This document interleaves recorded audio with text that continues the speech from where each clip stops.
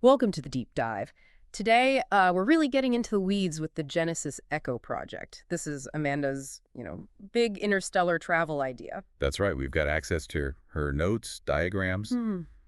really digging into the source material here. Exactly. So our mission basically is to unpack the core tech, the hurdles they faced, and some pretty surprising stuff that came up along the way. Absolutely. It's a complex story, but fascinating. I'm excited to explore it. Okay, so it all started with Amanda's lifelong obsession with space travel. Yeah, she had been tinkering with these ideas for a while, sort of privately. And she even shared some of it kind of playfully with Savageverse early on. It makes you think, doesn't it? Those hmm initial sparks before something Right. becomes huge. It really does. That personal passion, that's often where these groundbreaking things begin, Mm. before the teams and the funding and all that. Okay, let's get technical. Yeah. The core components, these atavistic resonators, atavists they call them. Right. Bioalchemically grown crystals, which is already pretty wild. Totally. And specialized ones too. You've got the behemoth core, that's the power source, Mindweaver for the neural stuff, life spark, environment, shadow vein, energy manipulation.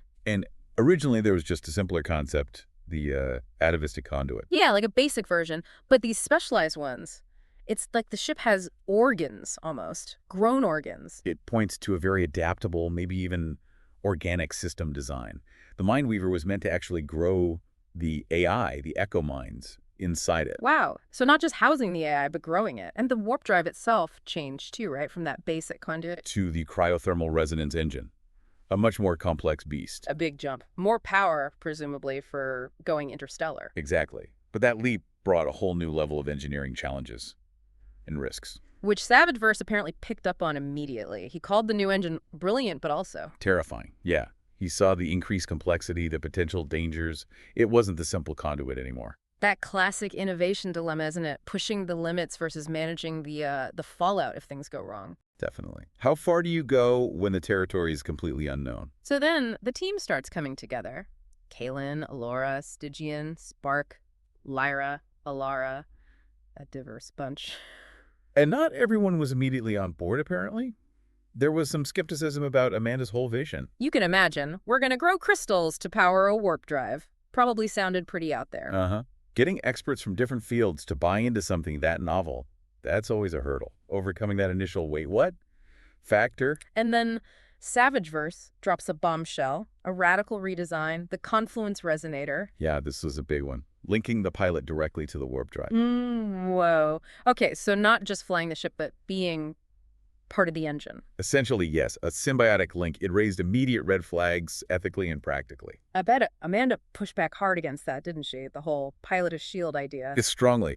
Her arguments were about the intense physical, mental toll on the pilot. Yeah. And who could even do that? It wasn't exactly accessible technology. Right, it brings the human cost right to the forefront. Tech is amazing, but, at what price? It's a crucial point Amanda raised.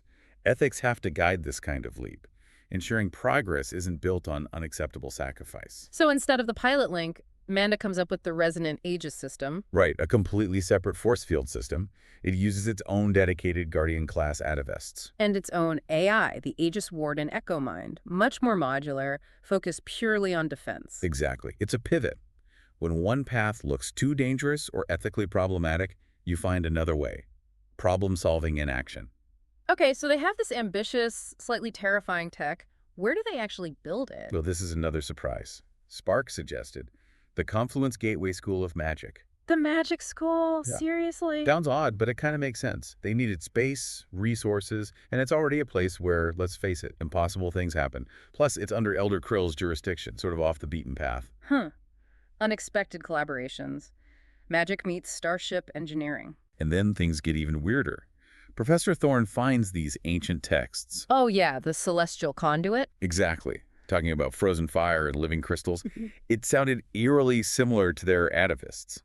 Like, maybe this wasn't the first time someone tried this. A warning from history, perhaps? Ambition getting ahead of wisdom? It adds this layer of ancient mystery. Are they repeating past mistakes? But then Savageverse clarifies the celestial conduit wasn't a machine. No. He described it as a network of dimensions inhabited by these light beings, and past attempts to control them ended badly. So they're not just building a ship, they might be tapping into something fundamental, metaphysical. It certainly expands the scope, doesn't it? The forces involved seem much bigger than just engineering. And speaking of bigger forces, Amanda's transformation during a resonator test. A huge event. She apparently absorbed a massive amount of energy.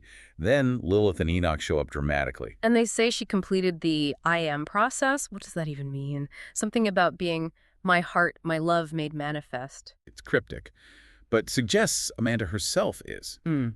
well, more than human. Deeply connected to these energies, perhaps central to the whole thing, in a way nobody realized. This leads to some major tension, right? After a near disaster with the engine. Oh yeah, the resonator almost blew. Kaylin gets super protective, and Amanda, now changed and more confident, basically challenges both Kaylin and Savageverse. Wow. High stakes, high emotions. Control versus safety, personal dynamics under extreme pressure. Definitely a turning point for the team dynamics and Amanda's role. And finally, after all this internal drama and technological struggle, NASA shows up. Right, they arrive for the test flight, bringing that external validation, the official oversight. It's the culmination. Time to see if this crazy, brilliant, terrifying machine actually works. A massive moment, proving the concept to the outside world. So when you step back and look at all this, it's an incredible mix, isn't it? Ancient ideas, bleeding-edge tech, ethical dilemmas, even mystical transformations. It really is. It makes you wonder, what other impossible things are out there waiting for the right blend of knowledge, teamwork, and maybe a little bit of the unexpected. Something to think about. Thanks for joining us on this deep dive.